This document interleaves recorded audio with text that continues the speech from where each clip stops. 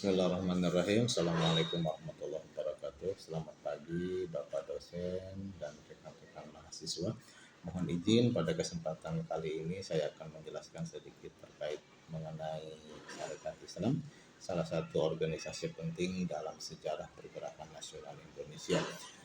Sarekat Islam merupakan organisasi yang memiliki peran besar dalam membangkitkan kesadaran persatuan dan perjuangan rakyat Indonesia pada masa penjajahan Belanda.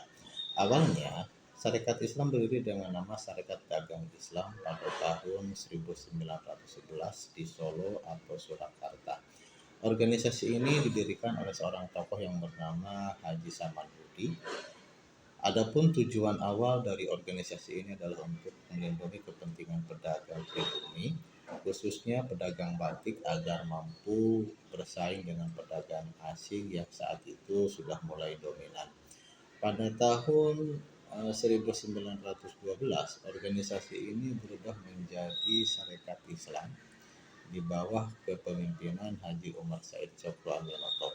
Perubahan nama ini membuat gerakan Sarekat Islam tidak hanya fokus pada perdagangan, tetapi juga pada bidang sosial, bidang pendidikan, politik, dan bahkan kepada perjuangan rakyat. Tujuan utama dari Sarekat Islam ini adalah memperjuangkan paling tidak minimal 4 poin. Yang pertama, meningkatkan kesejahteraan rakyat pribumi. Yang kedua, mempererat persaudaraan umat Islam. Yang berikutnya adalah membela hak-hak rakyat yang tertindas. Dan yang terakhir, menumbuhkan kesadaran nasional terhadap penjajahan. Sarekat Islam berkembang pesat menjadi organisasi yang sangat berpengaruh karena mampu menghimpun anggota dalam jumlah yang besar dari berbagai daerah di Indonesia. Hal ini menunjukkan bahwa rakyat sudah memiliki kesadaran dan semangat persatuan untuk melawan ketidakadilan penjajah saat itu didominasi oleh Belanda. Selain itu, Sarekat Islam juga berperan penting dalam menumbuhkan kesadaran nasional masyarakat Indonesia. Organisasi ini mengajarkan pentingnya persatuan, kerjasama, dan perjuangan demi mencapai kehidupan yang lebih adil dan merdeka. Namun dalam perkembangannya, Sarekat Islam mengalami perpecahan ternyata karena adanya perbedaan sudut pandang dari tokoh-tokoh politiknya. Yang pertama, kita menyebutnya dengan nama SI Putih, yaitu tokoh-tokoh Sarekat Islam yang kemudian lebih memilih kepada pemahaman yang nasionalis dan Islam. Ini dipimpin oleh Haji Umar Said Sokro Aminoto secara langsung dan Agus Salim. Kelompok ini tetap berpegang kepada nilai-nilai Islam dan perjuangan nasional untuk kemerdekaan Indonesia dengan cara organisasi yang lebih moderat.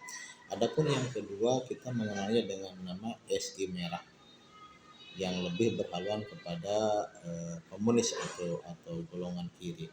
Itu dipengaruhi oleh tokoh seperti Semaun dan Darsono. Kelompok ini lebih condong kepada pemahaman sosialis dan komunisme yang fokus pada perjuangan kaum buruh dan rakyat kecil. Puncak dari perpecahan terjadi sekitar tahun 1921 ketika SI menerapkan aturan disiplin partai yang melarang anggota merangkap organisasi komunis. Akibatnya kelompok SI Merah keluar dan kemudian lebih merapat kepada Partai Komunis Indonesia. Tetapi meskipun begitu, pengaruh dari Sarekat Islam terhadap lahirnya semangat kebangsaan Indonesia tetaplah sangat besar. Dan dapat kita simpulkan bahwa Sarekat Islam merupakan salah satu organisasi pergerakan nasional yang penting dalam sejarah Indonesia. Organisasi ini tidak hanya memperjuangkan ekonomi rakyat, tetapi juga membantu kesadaran nasional masyarakat Indonesia serta mampu menumbuhkan semangat persatuan untuk mencapai bangsa Indonesia yang merdeka. Sedikit yang disampaikan, mudah-mudahan bisa dipahami. Terima kasih. Assalamualaikum warahmatullahi wabarakatuh.